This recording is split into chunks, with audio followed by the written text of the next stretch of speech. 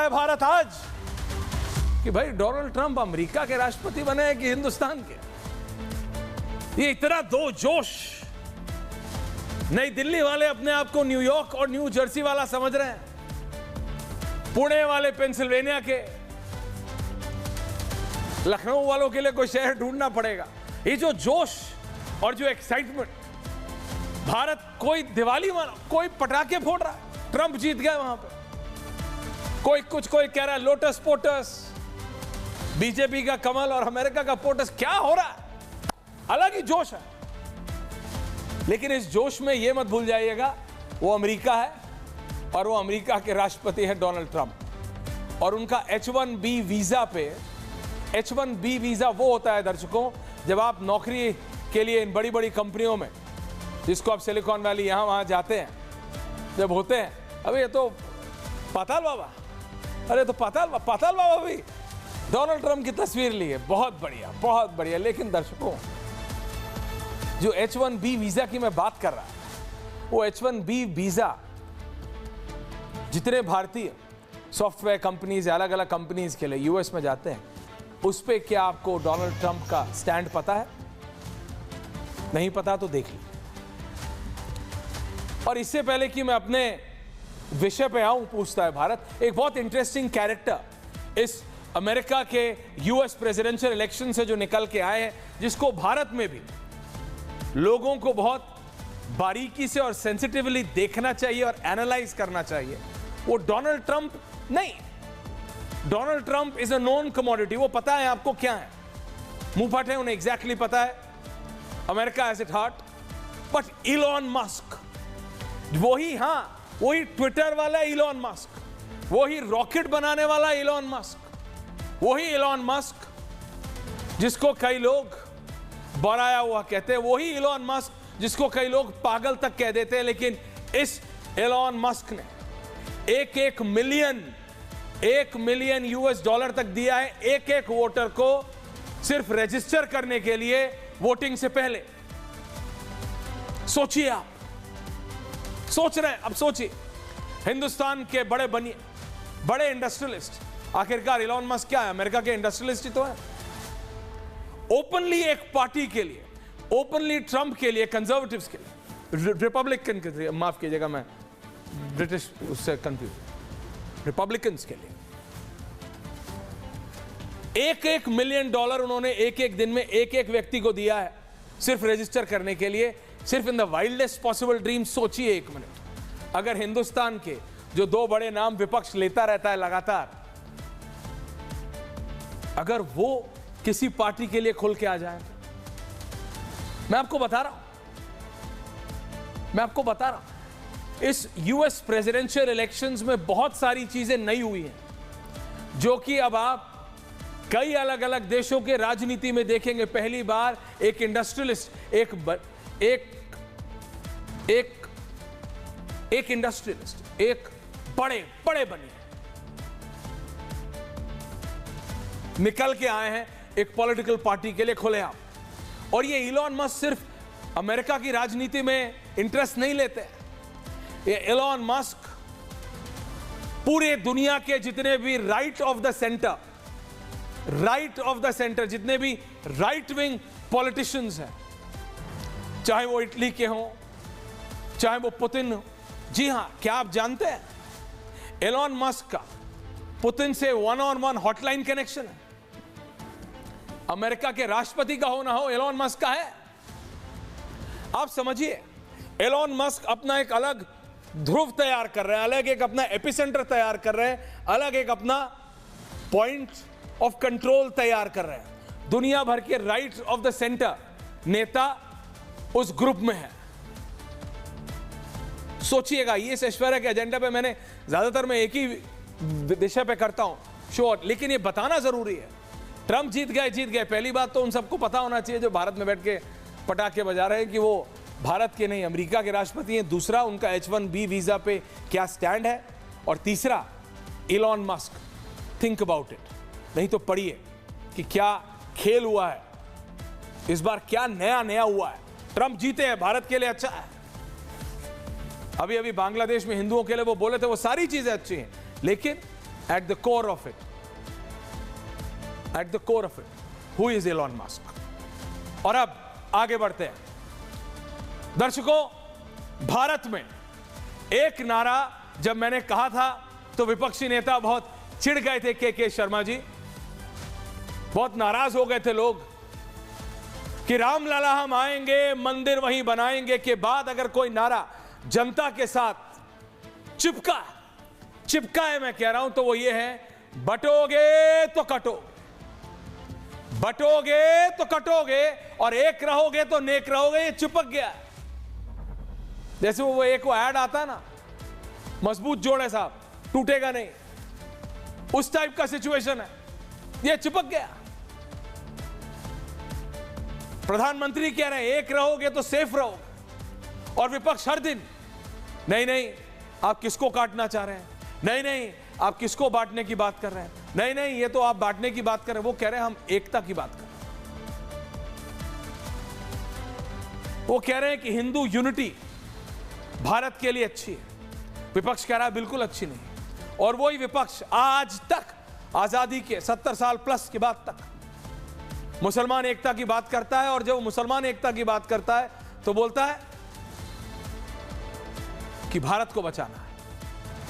लेकिन उसका यह आरोप है के शर्मा जी भारतीय जनता पार्टी के ऊपर कि ये आप इलेक्शन के लिए कर रहे हैं, ये आप यूपी के 9 बाई इलेक्शन की सीटों के लिए कर रहे हैं, ये आप महाराष्ट्र के चुनाव के लिए कर रहे हैं, ये आपने 24 में उत्तर प्रदेश में जो सीटें हारी उसके बात कर रहे हैं। ये पॉलिटिकल आरोप है आपके ऊपर, यानी भारतीय जनता पार्टी के ऊपर। कितना सही कितना गलत ये आप जाने, लेकिन अगले 30 सेकंड में मैं शुरू करूं। अनुराग भदौरिया जी, वो पुरानी कहावत है, जब आप एक उंगली किसी पे उठाते हैं तो ये नहीं भूल जाते कि बाकी 4 आपकी तरफ है। आपकी तो राजनीति ही मुस्लिम यादव कॉम्बिनेशन पे चली है जिंदगी भर, MY। अब आपने उसका नाम बदल के PDA कर दिया। कर लीजिए आप, नाम बदलने से असलियत नहीं बदल जाएगी, या बदलती है? मेरे हिसाब से नहीं, जनता समझती है। बीजेपी प्रो हिंदू है, एंटी मुस्लिम वो अपने आप को कहते हैं नहीं है। वो आप कहते हैं कि बीजेपी एंटी मुस्लिम है। बीजेपी कहती है हम एंटी मुस्लिम नहीं है। हमको ये परसेप्शन विपक्ष दे रहा है कि बीजेपी एंटी मुस्लिम है। बीजेपी कहती है जब हम स्कीम्स लाते हैं तो वो सबको जाता है, तो उसमें रशीदी जी कहते हैं वो आप नहीं है, वो तो भारत का संविधान कहता है। तो जब भारत का संविधान ये कहता है कि स्कीम सबके पास जाएंगी, तो फिर क्यों भारत के एक माननीय सम्माननीय प्रधानमंत्री जी ने कहा था कि भारत के जितने भी एसेट्स हैं उनके ऊपर पहला अधिकार अकलियत का है? क्यों? तब नहीं हुआ था कुछ गड़बड़? क्योंकि वो माइनॉरिटी के लिए था, क्योंकि वो मुसलमानों के लिए था, इसलिए सब ठीक था। जैसे ही बात हिंदू एकता की आती है, हिंदुओं की आती है, वो सब देश खतरे में आ जाता है। क्यों और कैसे, इस पे है पूछता है भारत आज का। के शर्मा जी, अनुराग भदौरिया जी, रशीदी जी, AIMIM के रंगरेज साहब और रतिंदर भाटिया से ये सब जुड़ रहे हैं। लेकिन मैं सबसे पहले पूछना चाह रहा हूं, के शर्मा जी, ये सब आप इलेक्शन के लिए कर रहे हैं क्या 9 सीटों में बाई इलेक्शन मुश्किल में है क्या बीजेपी, इसलिए आप कर रहे हैं? क्योंकि यह आरोप है आपके ऊपर विपक्ष के द्वारा। के जी, ऑडियो डाउन है के जी का, क्यों? देखिए शिवराज जी, ये तो विपक्ष है, विपक्ष का काम है आरोप लगाना, बातें इधर से उधर करना, इसमें हमें कोई लेना देना। ये जो आह्वान है 140 करोड़ भारतीयों के लिए आह्वान है। 140 करोड़ भारतीय, जिसमें सभी लोग हैं। आज जो विश्व की स्थिति है ऐश्वर्या जी, उससे कुछ छुपा नहीं है, और तमाम विदेशी ताकतें जो हैं भारत को तोड़ने के लिए लगी हुई हैं, और भारत के भी कुछ लोग जलचंदों की तरह उनसे जुड़े हुए हैं। और यही नहीं है, आपने देखा होगा, मुझे ना आप एक बिजनेसमैन का नाम ले रहे थे, लेकिन जॉर्ज सोरोस वो तो खुल के बोलते हैं कि भारत को लोकतंत्र को समाप्त कर देना, भारत को समाप्त कर देना, अरबों खरबों रुपए मैं खर्च करूंगा। और उनके साथ भारत के किस इतने बड़े दल के नेता के लोग उनके आदमियों के साथ बैठ के फोटो खिंचाते हैं? तो मुझे आश्चर्य है कि ऐसी ताकतों के साथ जो लोग बैठे हुए हैं और उनके साथ जो है भारत को तोड़ने की राजनीति हो रही है और एक देश के अंदर एकता न रहे और यहां इसको जातियों में, धर्म में, इसमें बांट दिया जाए, तोड़ दिया जाए। धर्म में आप बांट रहे हैं और इसके अंदर जो है एकता न बचे, उसका स्थिति पैदा करने की एक कोशिश है। हम एक राजनीतिक दल ही नहीं है ऐश्वर्या जी, और लोग होंगे जिनको राजनीतिक दल से एक अपने जुड़ाव होगा और उनकी कोई सोच एक छोटी सी विचारधारा पर होगी कि सत्ता पाना है, सत्ता लेना है। हम उसके नहीं हैं, हम भारत मां के गौरव के लिए हैं और उसी उद्देश्य से हम काम करते रहेंगे। हम भारत की प्राचीन गौरव, सभ्यता, संस्कृति, उसके उत्थान, उसके कल्याण, उसके प्रचार प्रसार के लिए संकल्पबद्ध हैं। नहीं, पर अगर आप ऐसे और इसलिए हम पुरातन के साथ आधुनिकता को भी जोड़ के चलते हैं। नहीं, आप जोड़िए, लेकिन अगर सत्ता के लिए सब कुछ नहीं होते आप, तो आपने महाराष्ट्र में अजीत पवार, जिनको 24 घंटे पहले तक आपके बड़े नेताओं ने, शीर्ष नेतृत्व ने क्या क्या नहीं बोला, उस पर उनको आपने डिप्टी सीएम बनाया। अशोक चव्हाण आपको याद है कौन से स्कैम में थे, उसके बाद उनको फ्री, लेकिन आप लाए। तो आप ये मत बोलिए कि सिर्फ सत्ता पाने के लिए नहीं, चाहे आप हो या समाजवादी पार्टी, कांग्रेस हो या आम आदमी पार्टी, सबको सत्ता चाहिए। कोई फ्री पानी देके फ्री दारू देता है। आप जिसको कल तक करप्ट बोलते थे, उनको आपने अपना डिप्टी सीएम बना दिया महाराष्ट्र में, क्योंकि जीतना है। तो फिर ये मत बोलिए ना सर। एक मिनट सर जी, देखिए, पहला तो मैं आपको कहूं कि यदि भाजपा के वैचारिक विचारधारा की ओर से आप बात करें तो हमारा पहला लाइन यही रहा है कि सत्ता जो है हमारी सेवा का साधन है। सत्ता है तब हम पूरी तरह से सेवा कर सकते हैं। यदि हम सत्ता 2014 में नहीं आते तो घर घर शौचालय देश में नहीं बनते, हर घर तक बिजली नहीं पहुंचा पाते, 10 करोड़ से ज्यादा लोगों को गैस सिलेंडर नहीं दे पाते, हम लोगों को नल से जल जो है लोगों के घर तक पहुंचाए हैं, तो ये नहीं कर पाते। हम जो है 4 करोड़ से ज्यादा लोगों को, गरीब लोगों को पक्का मकान बना के नहीं दे पाते। 60 साल रहे हैं ना, ये क्या किया है देश के अंदर? इस सब के लिए के नेता कहते थे ना कि 1 रुपया बेचते हैं तो 15 पैसा पहुंचता है। भ्रष्टाचार में डूब चुके थे। देखिए जी, इस सब के लिए अजीत पवार जरूरी थे, इस सब के लिए अशोक चव्हाण जरूरी थे। जस्ट बीइंग डेविल्स एडवोकेट पूछ रहा हूं, क्या आपको अपने वादे पूरे करने के लिए अजीत पवार और अशोक चव्हाण चाहिए थे सर? क्योंकि विपक्ष आरोप लगाता है कि आप बातें के जी आएंगे, बहुत बड़ी बड़ी करेंगे, लेकिन अल्टीमेटली करते आप भी वो ही हैं जो कि अभी तक विपक्ष करता है। सिर्फ इतना, आखिरी काउंटर, उसके बाद मैं जवाब ले रहा हूं जी। नहीं ऐश्वर्या जी। हाँ जी सर। हाँ ऐश्वर्या जी, मैं पिछले 2 साल से ये प्रश्न सुन रहा हूं, 2 साल से, और लगातार हम इसका उत्तर देते हैं। पवार साहब तो अभी आए हैं, लेकिन ये प्रश्न पूछने वाले मुझे जरा ये बता दें कि अशोक चव्हाण जब इनके यहाँ थे या वो थे तो क्या उनको ये भ्रष्टाचारी मानते थे? और यदि मानते थे तो आज तो सजा याफ्ता लालू प्रसाद यादव हैं, सजा याफ्ता, मुखिया का चुनाव नहीं लड़ सकते, वो इनके कैसे सिरमौर बैठे हुए? ये समझाएं, तो लेकिन आप ये नहीं समझाएंगे कि अजीत पवार सेम स्ट्रैटेजी। दर्शकों, राजनेताओं का नहीं दादा, राजनेताओं का सिस्टम बहुत छोड़ा है और ना कोई छूटेगा हमसे। नहीं देखिए, अभी मेरे पास एक रिएक्शन आया है अनुराग भदौरिया। ओके के जी, आपने अपना पॉइंट ऑफ व्यू रखा, दर्शकों को डिसाइड करने देते हैं क्या सही क्या गलत। अनुराग भदौरिया महाराष्ट्र से, उत्तर प्रदेश के मुख्यमंत्री बाबा का यह बड़ा बयान आ रहा है, उन्होंने कहा है जिन्हें बजरंगबली पसंद नहीं, उन्हें जो पसंद है वहां जाएं। त्रेता युग में बजरंगबली के समय इस्लाम नहीं था, रामनवमी की शोभा यात्रा हम निकाल रहे थे तो उसे रोका जाता है। ये बाइट है और मैं सुना रहा हूं, उसके बाद मैं आपका रिएक्शन चाहता हूं इस पर। अनुराग भदौरिया, रशीदी जी, बाबा की bite on air now. Yogi Adityanath, याद करिए जब बजरंगबली रहे होंगे त्रेता युग में, तब तो इस्लाम नाम की कोई वस्तु इस धरती पे नहीं थी। और आज अगर बजरंगबली की हनुमान चालीसा का पाठ हम कर रहे हैं, रामनवमी की कोई शोभा यात्रा निकाल रहे हैं, उसको प्रतिबंधित किया जाता है, उसको रोका जाता है। किन कारणों से? और जिन्हें बजरंग बली पसंद नहीं है, उन्हें जो पसंद है वहां जाएं। भारत के अंदर कौन ऐसा भारतीय होगा जो राम को न मानता हो, जो बजरंग बली को न मानता हो? रशीदी जी, अनुराग भदौरिया जी, अंग्रेज साहब AIMIM में आ रहा हूं, आचार्य जी आ रहा हूं, केके जी आ रहा हूं, लेकिन Anurag Bhadauria, first reaction to you. KK ji को सुना आपने, उसके बाद बाबा की ये बाइट सुनी। अनुराग जी, ऑडियो आप। देखिए मैं अब सवाल यह है कि प्रभु राम का आशीर्वाद किसके साथ है? प्रभु राम ने आशीर्वाद तो हमें दिया है। अयोध्या में हम जीते हैं क्योंकि हम प्रभु के आचरण को, आदर्शों को अपनाते हैं।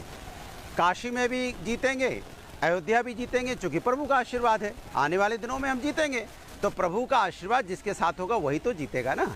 जो प्रभु के नाम की राजनीति करेगा, प्रभु के नाम पे प्रभु के बच्चों के बारे में सोचेगा नहीं, उसको तो प्रभु आशीर्वाद नहीं देंगे।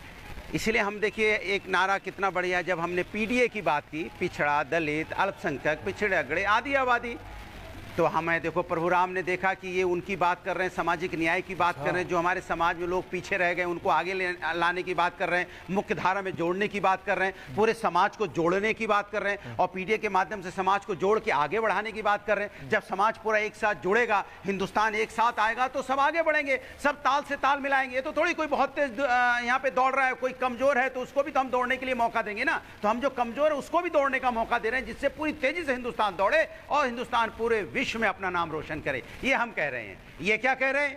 ये कह रहे हैं सब बट जाओ, सबको एक नफरत की राजनीति में बांट देना चाहते हैं। ये चाहते हैं हिंदुस्तान को हम डिवाइड एंड रूल करेंगे, तो फिर आप कैसे देश को आगे बढ़ा पाओगे? आप इसके मतलब सत्ता के प्रेमी। आप कह रहे हो कि बीजेपी अंग्रेजों की पॉलिसी फॉलो कर रही है, डिवाइड एंड रूल। इंडिया गठबंधन बना किसके लिए?